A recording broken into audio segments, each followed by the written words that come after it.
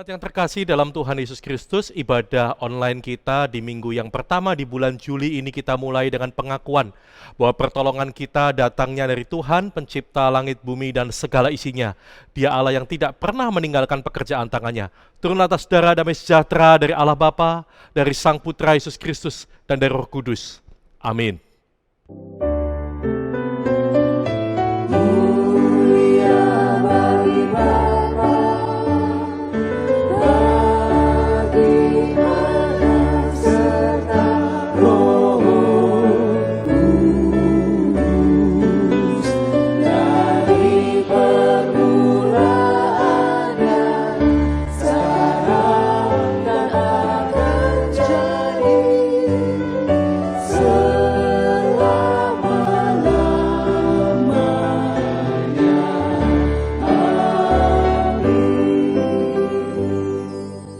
Pembacaan kita pada pagi hari ini terambil dari kitab Yosua pasal 24 ayat 15 yang berbunyi demikian.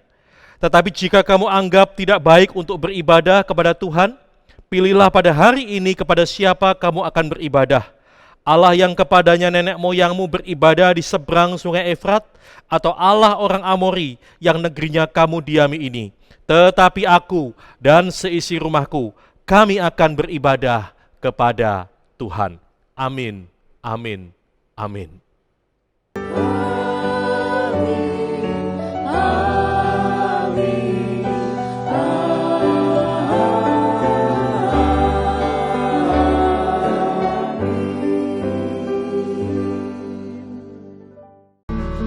Walau hanya di rumah saja, kita bersyukur kita bisa mengikuti ibadah ini dengan tubuh yang sehat. Bersyukur sebab apapun dalam keadaan kita, seperti apapun Tuhan selalu baik buat kita, sangat amat baik buat kita. Jika jemaat mengikuti ibadah ini bersama dengan keluarga, mari kita sama-sama katakan satu sama lain, Tuhan itu baik, sangat baik. Mari kita naikkan ucapan syukur kita kepada Tuhan.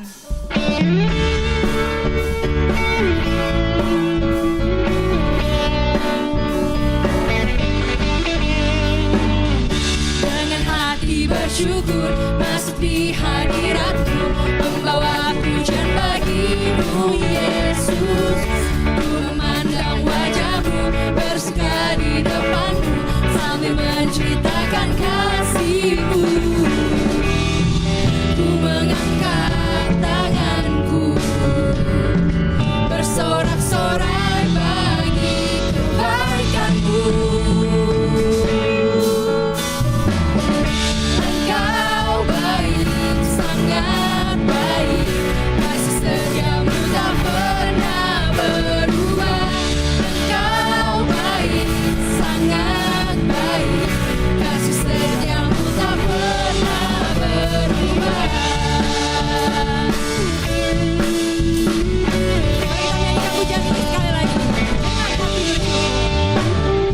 Dengan hati bersyukur, masuk di hadirat-Mu, membawa pujian bagi-Mu, Yesus.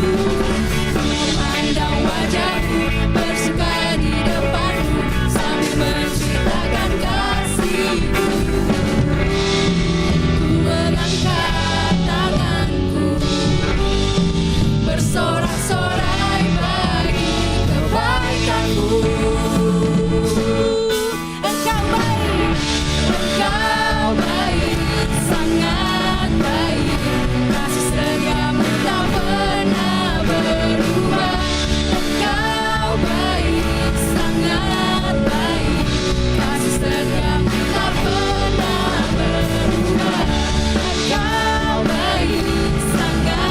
baik, kasih setiamu tak pernah berubah. Engkau baik, sangat baik, kasih setiamu tak pernah berubah. Engkau baik, sangat baik, kasih setiamu tak pernah berubah.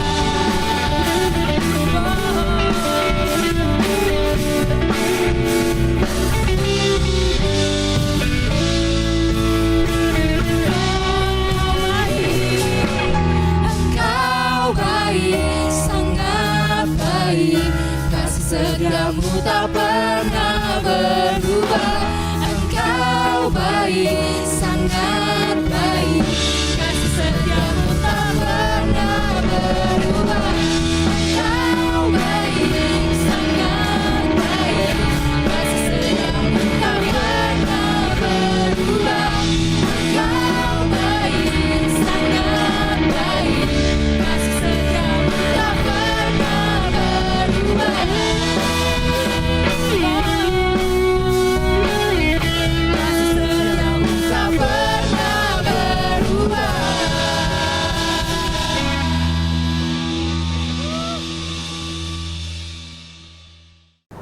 Saya mengundang jemaat sekalian untuk bangkit berdiri. Mari bersama-sama dengan orang percaya di sepanjang abad dan sepanjang tempat kita mengikrarkan akan pengakuan iman rasuli yang berbunyi demikian. Aku percaya kepada Allah, Bapa yang Maha Kuasa, Khalik langit dan bumi, dan kepada Yesus Kristus, anaknya yang tunggal Tuhan kita, yang dikandung daripada Roh Kudus, lahir dari anak darah Maria, yang menderita sengsara di bawah pemerintahan Pontius Pilatus, disalibkan, mati, dan dikuburkan, turun ke dalam kerajaan maut. Pada hari yang ketiga bangkit pula dari antara orang mati, naik ke surga, duduk di sebelah kanan Allah, Bapa yang Maha Kuasa. Dan dari sana ia akan datang kembali untuk menghakimi orang yang hidup dan yang mati. Aku percaya kepada Roh Kudus, gereja yang kudus dan am, persekutuan orang kudus, pengampunan dosa, kebangkitan orang mati, dan hidup yang kekal. Amin. Sebagai murid Kristus, mari kita bersama-sama mengikrarkan komitmen kita untuk mengikuti Dia melalui ikrar komitmen kemuritan Mennonite yang berbunyi demikian. Kami bersaksi bahwa tidak seorang pun dapat sungguh-sungguh mengenal Kristus kecuali ia yang mengikutinya setiap hari dalam kehidupan. Kita mau mendengarkan firman Tuhan. Kita mau berkata, "Ku mau jadi seperti-Mu Tuhan." Ubahlah hati kami Tuhan, agar dapat memancarkan kasih kepada sesama, seperti Engkau memancarkan kasih-Mu.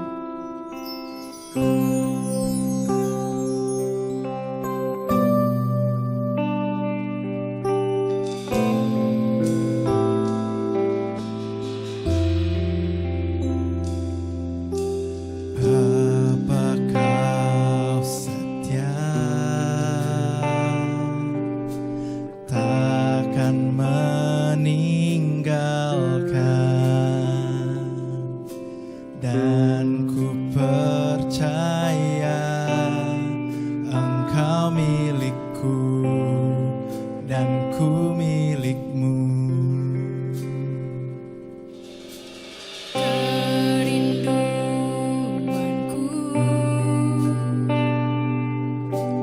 tinggikan nama-Mu, karena ku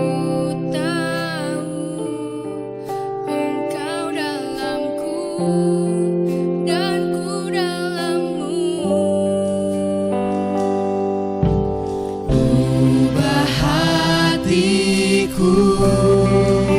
seputih hati-Mu, setulus salib-Mu, kasih-Mu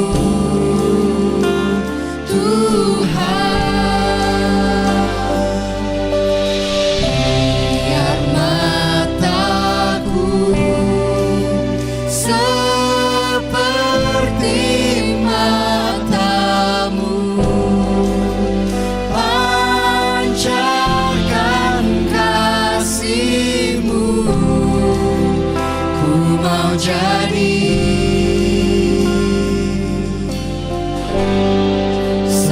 seperti-Mu.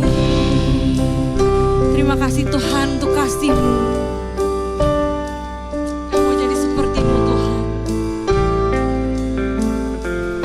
Bapa, Kau setia. Bapa, Kau setia.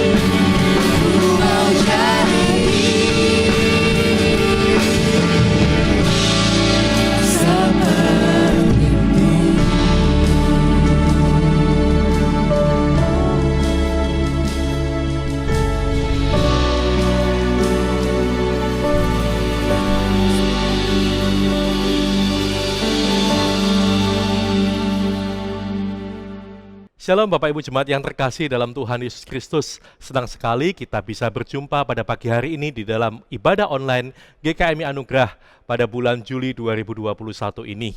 Mari Bapak Ibu dan Saudara sekalian, kita bersama-sama merenungkan firman Tuhan. Terlebih dahulu kita akan berdoa. Kami bersyukur Tuhan di tengah situasi pandemi yang masih tidak menentu, kami boleh berkesempatan kembali datang kepada Tuhan untuk beribadah kepada Tuhan. Dan kami percaya ada penyertaan Tuhan, ada berkat Tuhan, ada anugerah Tuhan di dalam kehidupan setiap kami. Dan kami bersyukur Tuhan di tengah-tengah situasi ini, mata kami boleh terus terarah kepada Tuhan. Dan kalau sebentar kami akan merenungkan sebagian firman Tuhan, kiranya Engkau sendiri yang membuat kami bisa mengerti, memahami, tetapi juga bisa melakukan kebenaran firman-Mu. Jadikan kami pelaku-pelaku firman Tuhan, dan bukan hanya sebagai pendengar saja. Kami tahu Tuhan ada roh jahat yang coba mencuri kebenaran firman-Mu, dan kami tolak itu di dalam nama Tuhan Yesus. Dan kami serahkan pemberitaan firman Tuhan ini hanya ke dalam tangan Tuhan kami Yesus Kristus. Hamba terbatas ya Tuhan, tetapi Engkau Allah yang tidak terbatas. Terima kasih Tuhan, hanya di dalam nama-Mu yang agung, kami berdoa dan mengucap syukur, haleluya. Amin. Bapak, Ibu, dan saudara yang terkasih dalam Tuhan Yesus Kristus, kita semua tahu bahwa bulan Juli ditetapkan oleh Sinode GKMI menjadi bulan keluarga Sinode GKMI. Karena itu Bapak, Ibu, dan saudara sekalian, pada bulan Juli ini, semua tema-tema kita berkaitan dengan keluarga. Saya akan memulai dengan satu tema yang ada di layar saudara maupun ada di warta, berjudul keluarga adalah tempat bertumbuhnya iman. Mari Bapak Ibu kita buka satu bagian firman Tuhan di dalam Kitab Yosua pasal 4 ayat 21 sampai 24. Kitab Yosua pasal 4 ayat 21 sampai 24. Saya mengajak kita membaca firman Tuhan bersama-sama. Saya membaca dari tempat ini dan Bapak Ibu Saudara juga membaca di rumah masing-masing. Yosua pasal 4 ayat 21 sampai 24. Demikian firman Tuhan. Dan berkatalah ia kepada orang Israel demikian, apabila di kemudian hari anak-anakmu bertanya kepada ayahnya, apakah arti batu-batu ini? Maka haruslah kamu beritahukan kepada anak-anakmu begini, Israel telah menyeberangi sungai Yordan ini di tanah yang kering, sebab Tuhan Allahmu telah mengeringkan di depan kamu air sungai Yordan, sampai kamu dapat menyeberang seperti yang telah dilakukan Tuhan Allahmu dengan laut Tebrau yang telah dikeringkannya di depan kita sampai kita dapat menyeberang, supaya semua bangsa di bumi tahu bahwa kuat tangan Tuhan dan supaya mereka selalu takut kepada Tuhan Allahmu. Bapak, Ibu, dan saudara sekalian, salah satu kebiasaan manusia untuk mengabadikan sebuah peristiwa penting atau satu tokoh yang berjasa adalah dengan membangun monumen peringatan, saudara. Kita tahu seperti contohnya di kota Semarang, kita bisa mendapati satu tugu yang sangat terkenal yang menjadi ikon kota Semarang, yaitu Tugu Muda.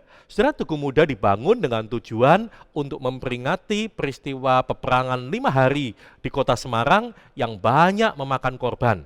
Dan dengan melihat tugu itu, saudara, kita bisa mengenang kembali peristiwa tersebut. Demikian juga di kota Surabaya, ada satu tugu yang sangat terkenal yang kita sebut Tugu Pahlawan, saudara. Tugu Pahlawan dibangun untuk memperingati bagaimana pemuda-pemuda Surabaya yang biasa disebut arek-arek Surabaya di dalam perang 10 November 1949 ketika sekutu menginvasi kembali Indonesia dan para pemuda Surabaya melawan dengan luar biasa. Dan peristiwa yang dahsyat itu, peristiwa yang monumental itu diabadikan dengan sebuah tugu, yaitu Tugu Pahlawan Surabaya. Bapak, Ibu, dan saudara sekalian, demikian juga dengan beberapa komunitas orang Kristen. Mereka juga biasanya membuat sebuah monumen untuk mengingat satu peristiwa atau seorang tokoh.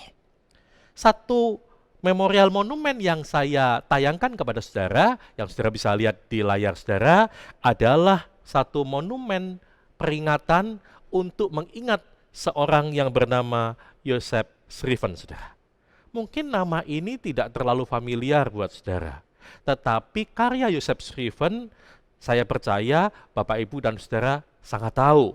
Karena Joseph Scriven adalah pencipta lagu What a Friend We Have in Jesus.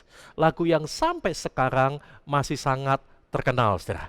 Lagu yang sampai sekarang masih sangat memberkati kita.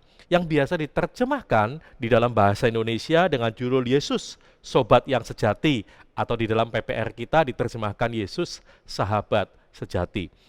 Lagu yang mengingatkan kepada saudara dan saya bahwa di dalam suka dan duka kita punya sahabat yang sejati. Sahabat yang mengorbankan dirinya buat saudara dan saya, yaitu Yesus Kristus. Nah, melalui monumen ini, saudara, kita bisa mengenang seorang yang menciptakan karya yang luar biasa yang bernama Joseph Scriven. Nah, Bapak, Ibu, dan saudara sekalian, nats yang tadi kita baca itu latar belakangnya adalah ketika bangsa Israel sudah demikian dekat dengan tanah perjanjian atau tanah Kanaan, saudara. Setelah berputar-putar di padang gurun selama 40 tahun, mereka sudah sangat dekat dengan tanah perjanjian. Tetapi masalahnya adalah di hadapan mereka ada satu penghalang yang besar, yaitu Sungai Yordan, yang dikatakan di dalam Alkitab pada waktu itu airnya sedang pasang, saudara. Nah, kalau kita melihat, saudara, mungkin menyeberangi Sungai Yordan bagi beberapa orang dewasa, laki-laki dewasa mungkin bukan masalah, saudara.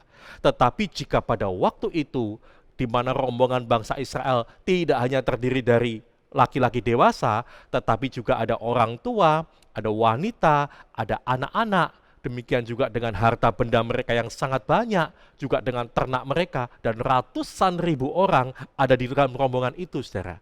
Sepertinya mustahil untuk bisa melewati Sungai Yordan dengan air yang pasang tanpa menimbulkan korban jiwa. Karena itu, ini merupakan tantangan yang besar bagi bangsa Israel pada waktu itu. Tetapi Alkitab mencatat bahwa Allah kembali menunjukkan kuasanya. Seperti 40 tahun Allah membelah laut Teberau, sehingga bangsa Israel bisa berjalan di tanah yang kering. Demikian juga pada waktu ini, saudara. Yosua memerintahkan para imam pengangkat tabut Tuhan untuk masuk terlebih dahulu, untuk berjalan di hadapan mereka. Dan ketika kaki mereka masuk ke Sungai Yordan, maka Sungai Yordan itu terbelah menjadi dua bagian. Dan akhirnya rombongan besar itu bisa melewati Sungai Yordan dengan aman di tanah yang kering. Nah, karena itu Bapak, Ibu, dan saudara sekalian, melalui Yosua Allah memerintahkan kepada bangsa Israel untuk mengambil 12 batu yang ada di dasar Sungai Yordan. Mengapa 12? 12 menjadi simbol 12 suku Israel. Dan untuk apa batu-batu itu, saudara?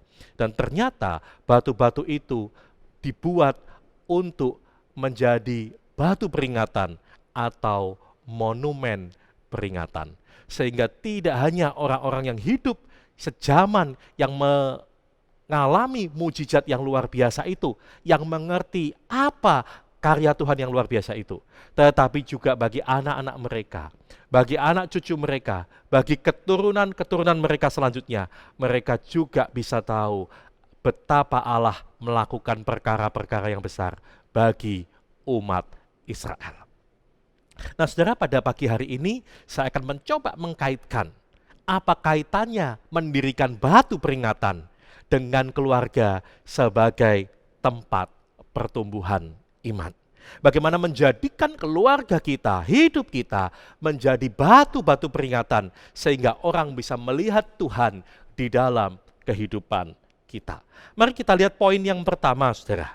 Dikatakan demikian bahwa keluarga adalah tempat untuk mengajarkan iman. Saudara, tadi satu bagian firman Tuhan yang akan saya baca kembali dikatakan demikian. Apabila di kemudian hari anak-anakmu bertanya kepada ayahnya, apakah arti batu-batu ini? Maka haruslah kamu beritahukan kepada anak-anakmu begini, Israel telah menyeberangi Sungai Yordan ini di tanah yang kering, sebab Tuhan Allahmu telah mengeringkan di depan kamu. Saudara, kembali saya ingatkan bahwa batu peringatan ini adalah sebuah kisah untuk menceritakan kepada anak-anak mereka dan keturunan-keturunan orang Israel bahwa Allah sudah melakukan perkara-perkara yang luar biasa. Tidak hanya bagi mereka yang hidup sejaman dengan Yosua, tetapi anak-anak mereka juga tahu betapa Allah itu adalah Allah yang besar, Allah yang menyertai bangsa pilihannya, yaitu bangsa Israel. Sehingga apa, saudara? Sehingga iman anak-anak ini, iman keturunan-keturunan mereka dibangun semakin kuat kepada Allah dengan melihat karya Allah yang besar atas umat pilihannya, yaitu umat Israel. Saudara, seharusnya demikian juga yang terjadi dalam kehidupan kita. Tetapi sayangnya, saudara, saya mengutip apa yang saudara Pendeta Muda Daniel Talenta katakan minggu lalu. Seringkali tempat untuk mengajarkan iman bukan lagi ada pada keluarga, tetapi kita menitipkan anak-anak kita kepada gereja atau kepada sekolah Kristen di mana anak-anak kita bersekolah. Memang itu bukan sesuatu hal yang salah, saudara. Karena salah satu tugas gereja atau sekolah-sekolah Kristen juga adalah untuk mengajarkan iman kepada jemaat dan kepada murid-muridnya. Saudara, tetapi itu bukan tugas utama. Saudara bayangkan kalau keadaan seperti hari-hari ini, saudara, di masa pandemi. Mungkin ada di antara saudara yang sudah 1,5 tahun lebih tidak ke gereja. Bahkan anak-anak kita sudah 1,5 tahun lebih tidak menginjak sekolah, saudara. Lalu bagaimana? Siapa yang mengajarkan iman kepada mereka? Kalau kita mengandalkan gereja dan mengandalkan sekolah-sekolah untuk mengajarkan iman. Karena itu, saudara, kita harus kembali kepada firman Tuhan, bahwa keluarga harus menjadi tempat untuk mengajarkan iman kepada anak-anak kita. Saudara, mungkin kita harus belajar dari saudara tua kita, orang Yahudi, saudara. Saya pernah membaca sebuah artikel. Ada banyak orang tua dari bangsa Yahudi ditanya, warisan apa yang paling berharga yang engkau akan berikan kepada anak-anakmu? Saudara, warisan apa yang paling berharga yang engkau berikan kepada anak-anakmu? Saudara, kebanyakan dari mereka akan menjawab bahwa warisan yang paling berharga yang mereka bisa berikan kepada anak-anak mereka adalah hukum Taurat. Bagi mereka, saudara, firman Tuhan adalah warisan yang paling berharga yang mereka berikan kepada anak-anak mereka. Saudara, ini sesuai dengan apa yang dikatakan oleh Musa di dalam kitab Ulangan pasal 6 ayat 6 sampai 7, saudara. Dikatakan demikian, apa yang kuperintahkan kepadamu pada hari ini haruslah engkau perhatikan, haruslah engkau mengajarkannya berulang-ulang kepada anak-anakmu.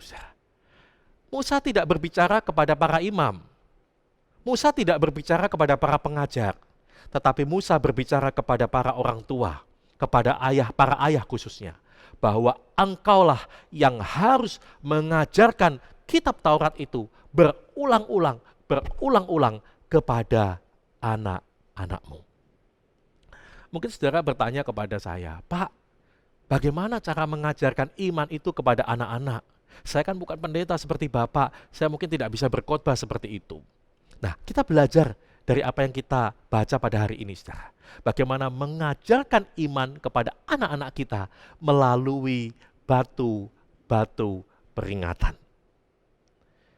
Saudara, yang paling sederhana adalah bagaimana kita menceritakan karya Tuhan dalam kehidupan kita. Bagaimana Tuhan memimpin kita, memimpin pekerjaan kita, memimpin usaha kita, memimpin kehidupan kita kepada anak-anak kita. Masalahnya, saudara, yang sering kali terjadi adalah ketika kita menceritakan pekerjaan-pekerjaan kita menceritakan usaha kita, kerja keras kita menyingkirkan Tuhan dari sana. Kita hanya berkata kepada anak-anak kita bahwa ini papamu, mamamu kerja keras, kerja luar biasa, sehingga usaha yang dulu kecil sekarang menjadi besar. Karir papa yang dulu dari bawah sekarang ada di puncak karir. Tetapi kita tidak menyebutkan bahwa ada karya Tuhan di sana, saudara. Sehingga anak-anak tidak melihat Tuhan di sana. Anak-anaknya melihat kerja keras orang tua, kehebatan papi maminya. Tetapi tidak melihat Tuhan di sana. Sesungguhnya yang harus kita lakukan adalah kita mengkaitkan kisah kita bagi kemuliaan Tuhan. Ketika kita menceritakan kepada anak-anak kita, bagaimana sekarang Tuhan membuat usaha kita sedemikian maju. Kita berkata bahwa ini bukan kerja keras, hanya kerja keras papi. Tetapi karena Tuhan yang berkemurahan, kami terbatas, usaha kami terbatas, kemampuan kami terbatas, finansial kami terbatas. Tetapi Tuhan mengangkat dan memberikan anugerah yang luar biasa sehingga Papa bisa ada di posisi ini. Demikian juga kita bisa berkata kepada anak-anak kita, usaha kita dulu kecil, tetapi karena anugerah Tuhan, karena kebaikan Tuhan, maka sekarang Tuhan memberkati sehingga kita punya usaha yang besar. Dengan demikian, saudara, anak-anak melihat bahwa kisah kita itu juga bagi kemuliaan nama Tuhan. Saudara, saya punya satu kesaksian sederhana, kesaksian singkat mengenai hal ini, saudara. Tahun 85, kami sekeluarga pindah dari Semarang ke kota Jakarta, saudara. Dan selama bertahun-tahun, kami tinggal dari satu kontrakan ke kontrakan yang lain, saudara. Biasa 2 tahun kami pindah ke kontrakan yang lain, 2 tahun kami pindah ke kontrakan yang lain. Saudara, dan itu sangat-sangat melelahkan. Karena kami harus packing barang lagi, harus angkat-angkat barang lagi, pindahkan ke rumah yang lain. Dan 2 tahun kami di sana, kami harus bongkar lagi, kami harus angkat lagi, pindah lagi ke tempat yang lain, saudara. Sehingga pada waktu itu, Papi Mami mengajak kami berdoa untuk Tuhan supaya memberikan rumah bagi kami, sehingga kami tidak harus pindah-pindah, saudara. Nah, pada akhirnya kira-kira tahun 93, Tuhan memberikan sebuah rumah yang kecil, yang sederhana bagi kami. Dan kami bongkar rumah itu supaya menjadi lebih besar, sehingga bisa muat untuk kami semua. Dan pada waktu itu kakek dan nenek saya ikut dengan kami. Nah, saudara, ketika pada akhirnya rumah itu selesai dibangun setelah sekian tahun, saudara, mama saya menempelkan sebuah hiasan dinding, saudara, dari kayu, tertulis The House of Miracles. Saudara, saya tahu mungkin artinya tidak tepat dalam konteks kami. Tetapi yang mama saya inginkan adalah ketika kami semua anggota keluarganya, bahkan kami anak-anaknya melihat tulisan di dinding itu, The House of Miracles, kami diingatkan bahwa ini bukan usaha papa mama, ini bukan semata-mata karena kekuatan finansial mereka, karena pada waktu itu mereka sangat terbatas. Tetapi mereka ingin menunjukkan kepada kami anak-anaknya bahwa ini adalah anugerah Tuhan, ini adalah kemurahan Tuhan, ini adalah mujizat yang Tuhan berikan bagi keluarga kami, sehingga di tengah keterbatasan finansial kami bisa memiliki rumah kami sendiri. Sehingga saya dan seluruh kakak adik saya, saudara, pada waktu itu, ketika kami melihat hiasan dinding ini, kami kembali diingatkan bahwa ini adalah rumah yang mujizat yang Tuhan berikan kepada kami. Sekali lagi, bukan kuat gagah orang tua saya, tetapi karena Tuhan beranugerah kepada kami. Dan itu menjadi dampak yang besar bagi saya, saudara. Mengapa? Karena ketika setiap kali saya melihat rumah itu, saudara, saya tidak hanya melihat sebuah rumah untuk ditinggali, tetapi sebuah pelajaran iman, sebuah monumen iman, di mana kami yang seharusnya tidak mampu ini dimampukan oleh Tuhan. Kami yang tidak berdaya ini dibuat berdaya oleh Tuhan karena ada kekuatan Tuhan yang ada di sana. Karena ada anugerah Tuhan yang diberikan kepada kami. Sehingga, saudara, bahkan sampai hari ini, ketika saya menghadapi masalah-masalah dalam kehidupan, saudara, saya selalu mengingat pelajaran iman dari orang tua saya. Bahwa di tengah keterbatasan mereka, Tuhan bisa memberikan anugerahnya. Tuhan bisa memberikan mujizatnya. Sehingga kami tidak perlu takut menghadapi semuanya. Karena Tuhan mencukupkan kebutuhan kami melebihi kekuatan yang kami punya. Saudara, itu contoh sederhana. Bagaimana kehidupan kita, usaha kita, keberhasilan kita bisa menjadi batu peringatan bagi anak cucu kita. Sehingga mereka bisa belajar tentang iman melalui semua itu. Pekerjaan Tuhan adalah kesaksian kita. Itu yang saya ingin katakan, saudara. Karena itu ketika engkau bercerita kepada anak-anakmu, mungkin engkau bercerita kepada cucu-cucumu, jangan singkirkan Tuhan dari sana. Tetapi libatkan Tuhan dan nyatakan bahwa kisah hidupmu adalah bagi kemuliaan nama Tuhan. Sehingga kisah kehidupan kita itu menjadi seperti batu monumen, memorial monumen, batu peringatan supaya orang bisa melihat Tuhan di dalam kehidupan kita. Saudara, yang kedua, kalau yang pertama tadi keluarga adalah tempat untuk mengajarkan iman, kalau yang kedua adalah keluarga adalah tempat untuk membagikan iman. Saudara, dikatakan di dalam firman Tuhan yang tadi kita baca, supaya semua bangsa di bumi tahu bahwa kuat tangan Tuhan dan supaya mereka selalu takut kepada Tuhan Allahmu. Saudara, Tuhan tidak hanya ingin peristiwa yang luar biasa ini hanya berhenti sampai kepada bangsa Israel dan anak cucu mereka. Tetapi Allah mau bahwa supaya peristiwa ini juga menjadi berkat atau diberitakan bagi semua bangsa di bumi. Supaya apa, saudara? Dikatakan supaya semua bangsa di bumi tahu. Itu artinya, saudara, supaya mereka bisa mengenal dan tahu tentang Tuhan Allah yang disembah oleh orang Israel, saudara. Saudara ingat bahwa mereka akan masuk di tanah perjanjian. Ini tanah yang belum pernah mereka masuki sebelumnya. Dan ada banyak bangsa-bangsa asing di sana. Dan Allah ingin kehidupan orang Israel menjadi kehidupan yang membagikan Allah di tengah-tengah bangsa yang akan hidup berdampingan dengan mereka.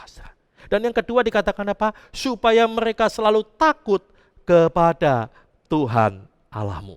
Ini artinya, saudara, supaya bangsa-bangsa itu tidak hanya melihat Tuhan, tetapi juga percaya dan menerima Tuhan Allah yang disembah oleh bangsa Israel. Saudara, dan itu dilakukan secara konsisten oleh pemimpin bangsa Israel pada waktu itu, yaitu Yosua. Sehingga kalau kita melihat, saudara, di dalam akhir kitab Yosua, yaitu Yosua pasal 24, diceritakan di ayat 23 pada waktu itu Yosua sudah menjadi tua dan sangat lanjut umur. Dan ketika dia tahu bahwa umurnya tidak lama lagi, hidupnya tidak lama lagi, saudara, dia mengumpulkan seluruh bangsa Israel dan seluruh pemimpin-pemimpin bangsa Israel. Dan apa yang dia katakan? Dikatakan tadi, saudara, dikatakan di dalam Yosua 24 ayat 15. Yosua berkata, tetapi jika kamu anggap tidak baik untuk beribadah kepada Tuhan, pilihlah pada hari ini kepada siapa kamu akan beribadah. Allah yang kepadanya nenek moyangmu beribadah di seberang sungai Efrat, atau Allah orang Amori yang negerinya kamu diami ini. Tetapi aku dan seisi rumahku, kami akan beribadah kepada Tuhan. Saudara, Yosua menyadari bahwa kehidupan bangsa Israel tidak imun dari Allah-Allah yang disembah oleh bangsa-bangsa di sekelilingnya. Bahkan sebelum mereka dipanggil Tuhan, mereka sudah menyembah Allah lain, yaitu Allah yang dikatakan di seberang sungai Efrat itu. Dan ketika mereka masuk tanah perjanjian, tanah Kanaan, juga ada Allah yang disembah oleh orang Amori. Karena itu Yosua mengingatkan kepada seluruh bangsa Israel, kamu pilih Allah mana yang ingin kamu sembah. Tetapi aku dan seisi rumahku, tetapi aku dan keluargaku, kata Yosua, akan beribadah kepada Tuhan. Saudara, ini perkataan yang diucapkan Yosua kira-kira 4.000 tahun yang lalu, saudara. Tetapi firman ini masih terngiang-ngiang sampai sekarang dan masih kuat sampai sekarang, saudara. Aku dan seisi rumahku, kami akan beribadah kepada Tuhan. Tentu ini bukan sekedar perkataan kosong yang diucapkan oleh Yosua, tetapi ini bagian dari deklarasinya bahwa dia mengajarkan iman itu kepada anak-anaknya, kepada seisi rumahnya. Dan sekarang dia mau memberitakan iman yang dia hidupi itu bersama-sama dengan anaknya kepada orang lain. Saudara, seharusnya juga demikian yang terjadi dengan kita. Bukankah Rasul Paulus berkata bahwa kita ini adalah surat-surat yang terbuka. Di dalam 2 Korintus 3 ayat 3 dikatakan demikian. Karena telah ternyata bahwa kamu adalah surat Kristus yang ditulis oleh pelayanan kami. Ditulis bukan dengan tinta, tetapi dengan roh dari Allah yang hidup. Bukan pada loh-loh batu, melainkan pada loh-loh daging, yaitu dalam hati manusia. Saudara dan saya, keluarga saudara dan keluarga saya, adalah surat yang terbuka, yang orang bisa baca, apakah ada Kristus di dalam kehidupan kita atau tidak. Jika keluarga kita tidak bisa menjadi teladan, maka Kristus tidak tampak dalam kehidupan keluarga kita. Tetapi jika keluarga kita adalah keluarga yang mencerminkan Kristus, yang menampakkan wajah Kristus kepada dunia, maka orang tidak harus membaca Alkitab saja. Mungkin orang belum pernah membaca Alkitab, belum pernah mendengar tentang Yesus, tetapi mereka bisa melihat Yesus di dalam kehidupan kita. Rasul Paulus mengatakan bahwa semua itu tidak lagi tertulis di loh-loh batu, tetapi tertulis di loh-loh daging. Artinya apa, saudara? Batu-batu peringatan itu tidak lagi berbentuk batu-batu yang keras, tetapi berbentuk batu-batu yang hidup, yaitu saudara dan saya, yaitu keluarga saudara dan keluarga saya. Marilah kita menjadi keluarga yang mengajarkan iman. Iman kepada Yesus Kristus sebagai Tuhan dan Juru Selamat di dalam kehidupan kita. Tetapi Tuhan Yesus yang menjadi Tuhan dan Juru Selamat dalam kehidupan kita itu tidak hanya kita miliki bagi diri kita sendiri, tetapi juga kita bagikan kepada banyak orang. Sehingga mereka pun memperoleh keselamatan melalui pengorbanan Yesus Kristus. Karena apa, Tuhan? Karena apa, saudara? Karena ada saudara dan saya yang menjadi loh-loh batu hidup, yang menjadi batu-batu peringatan hidup, sehingga orang bisa melihat Yesus di dalam kehidupan kita.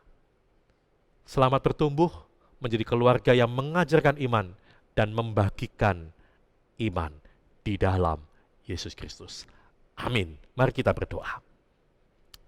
Kami bersyukur ya Tuhan untuk firman-Mu yang sudah kami dengar, dan kiranya firman ini boleh bekerja dalam kehidupan setiap kami, sehingga kami disadarkan ya Tuhan bahwa kami adalah batu-batu yang hidup, di mana kami adalah surat yang terbuka, di mana orang bisa melihat Yesus dalam kehidupan kami. Karena itu Tuhan, biarlah kami menjadi keluarga-keluarga, pribadi-pribadi yang mengajarkan iman di dalam kehidupan kami. Kami mengajarkan iman melalui kehidupan kami kepada anak-anak kami, kepada keturunan kami Tuhan. Dan juga kami membagikan iman yang kami hidupi itu, iman kepada Yesus Kristus yang adalah Tuhan dan Juru Selamat kami. Terima kasih Tuhan, terima kasih. Kami bersyukur dan kiranya kami menjadi pelaku firman-Mu. Di dalam nama Tuhan Yesus semua kita berkata, amin. Mari jemaat yang terkasih dalam Tuhan Yesus Kristus, kita masuk di dalam perjamuan kudus kita pada pagi hari ini. Firman Tuhan berkata, sebab apa yang telah kuteruskan kepadamu telah kuterima dari Tuhan, yaitu bahwa Tuhan Yesus pada malam waktu ia diserahkan, ia mengambil roti, dan setelah itu ia mengucap syukur atasnya, ia memecah-mecahkan dan berkata, inilah tubuhku yang diserahkan bagi kamu, perbuatlah ini menjadi peringatan akan aku. Mari Bapak, Ibu, dan saudara yang terkasih dalam Tuhan Yesus Kristus, kita makan roti yang mengingatkan kita akan pengorbanan Kristus 2000 tahun yang lalu bagi saudara dan saya. Di dalam nama Tuhan Yesus, makanlah.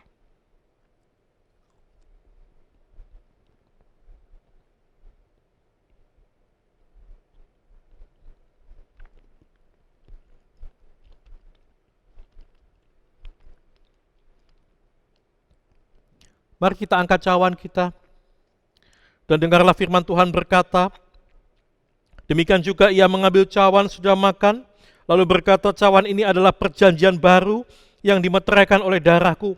Perbuatlah ini setiap kali kamu meminumnya, menjadi peringatan akan aku. Mari Bapak, Ibu, dan saudara sekalian, kita minum anggur ini untuk mengingat pengorbanan Kristus, darah yang dicurahkan 2000 tahun yang lalu untuk menebus kita dari segala dosa dan kesalahan kita. Di dalam nama Tuhan Yesus, minumlah.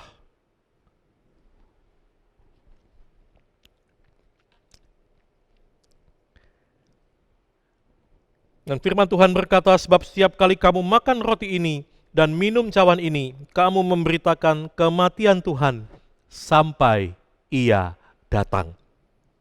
Mari kita meresponi dengan berdoa, sekaligus menjadi doa syafaat kita. Kami bersyukur Tuhan, kami kembali diingatkan akan betapa besarnya karya-Mu dalam kehidupan kami. Kami yang berdosa dan lemah ini disucikan, dikuduskan oleh pengorbanan-Mu di atas kayu salib 2000 tahun yang lalu.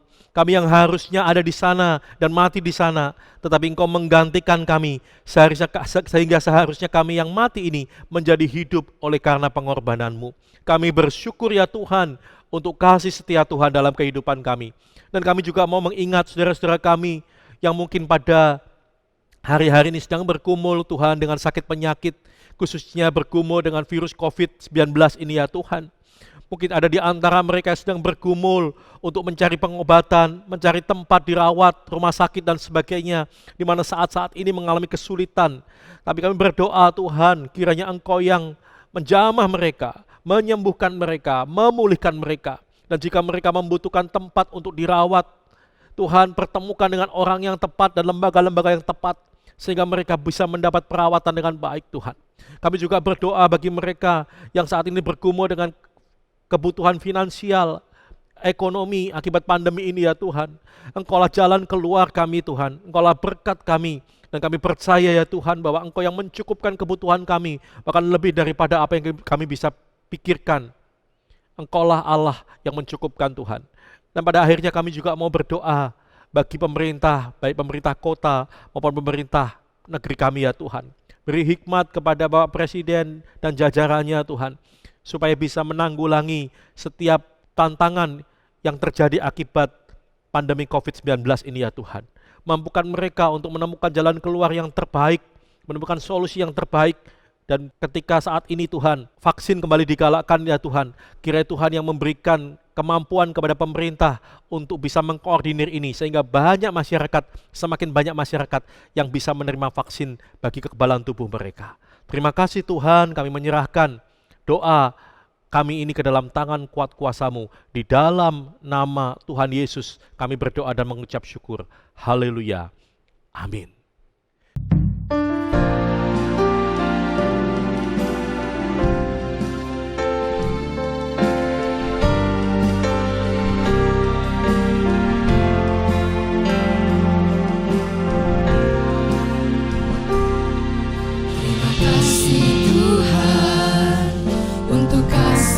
Setiamu yang ku alami dalam hidupku.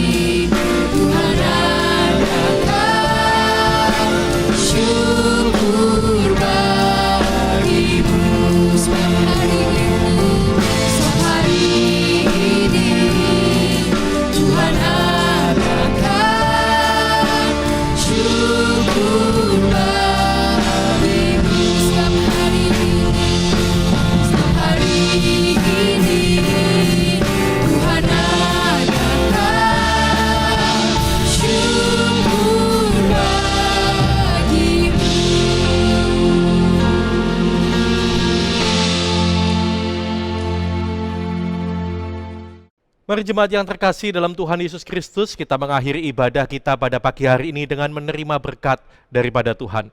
Mari arahkan hati Bapak Ibu dan saudara sekalian kepada Tuhan dan terimalah berkat-Nya. Tuhan memberkati engkau dan melindungi engkau. Tuhan menyinari engkau dengan wajah-Nya dan memberi engkau kasih karunia. Tuhan Yesus menghadapkan wajah-Nya kepadamu dan memberi engkau damai sejahtera dalam keluargamu, dalam segenap usaha dan pekerjaanmu, dalam studimu, dalam apapun yang engkau lakukan, diberkati oleh Tuhan, dan kehidupanmu menjadi berkat bagi banyak orang, sehingga nama Tuhan Yesus dipermuliakan di atas segalanya. Semua berkata, amin.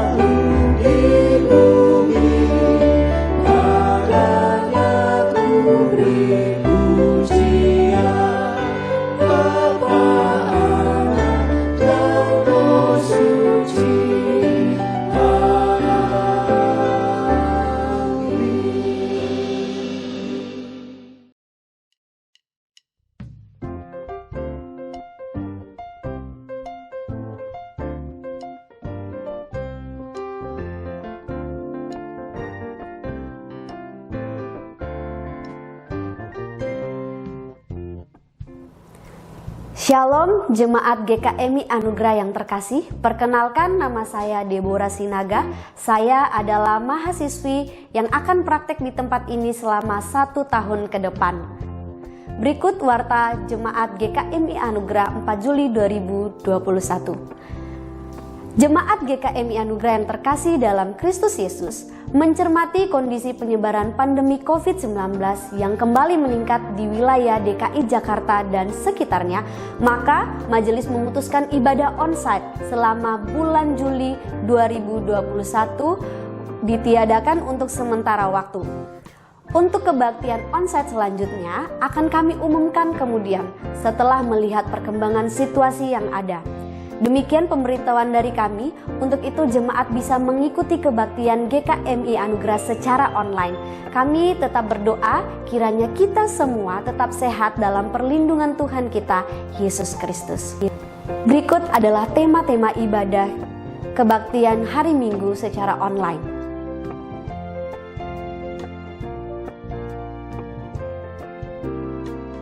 Hatiku penuh nyanyian, hatiku penuh nyanyian, hatiku bernyanyi untuk Raja segala raja. Sembahlah dan pujilah Dia, sembahlah dan pujilah Dia.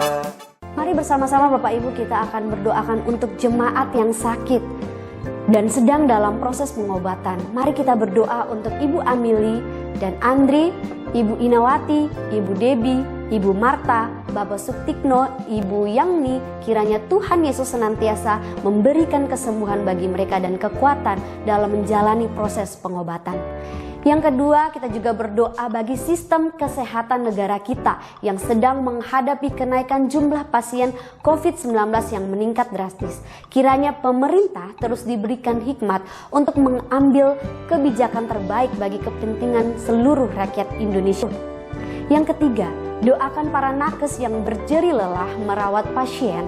Kiranya Tuhan Yesus mengaruniakan kesehatan yang prima, hati tetap bersemangat dalam menjalani pasien yang ada.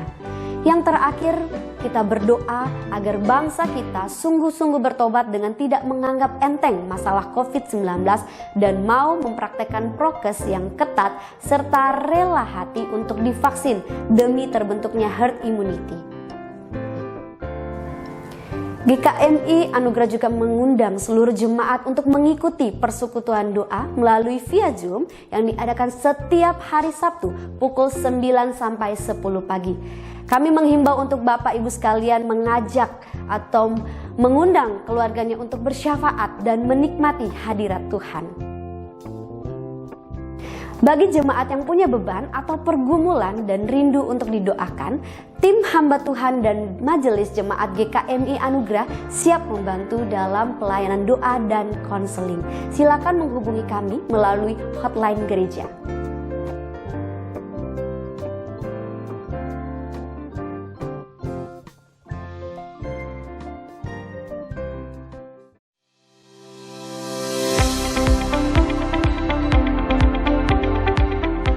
Sinode GKMI dan gereja berfokus pada pergerakan potensi yang ada dalam tubuh gereja dan bersama bersinergi melayani Tuhan dalam lingkup GKMI secara menyeluruh dengan tujuan mengerjakan dan mewujudkan harapan komunitas melalui kehadiran nyata dalam peran dan karya bagi dunia, serta yang paling utama menjadikan Kristus sebagai dasar yang dihidupi dalam iman Injili yang murni. A living community. Segera Agustus 2021.